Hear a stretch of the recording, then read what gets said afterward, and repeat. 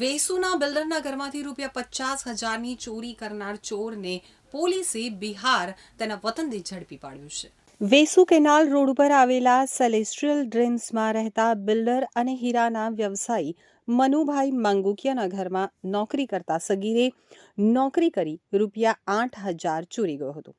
જેની જાણ થતાં મનુભાઈએ તેને કાઢી મૂકતા ઘર છોડીને જતી વખતે તેણે મનુભાઈને ₹50,000ની રિવોલ્વર અને 16 જીવતા કારતૂસની ચોરી કરી હતી. આ અંગે ફરિયાદ નોંધાવતા અલથાણ પોલીસે તપાસ શરૂ કરી હતી. તો આ દરમિયાન સગીર તેના વતનમાં હોવાની જાણ થતાં પોલીસની એક ટીમ બિહાર પહોંચી ગઈ હતી અને સગીરને પકડી લઈ તેની પાસેથી રિવોલ્વર તેમજ 9 જીવતા કારતૂસ કબજે કર્યા હતા. તો સગીર સુરતથી રિવોલ્વર અને કારતૂસ ચોરી અને મુંબઈ ગયો હતો.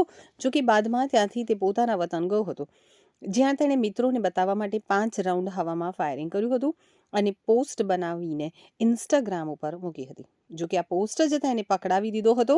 પોલીસે 9 કારતૂસ કબજે લીધી છે, ત્યારે હજુ 2ની તપાસ કરી રહી છે.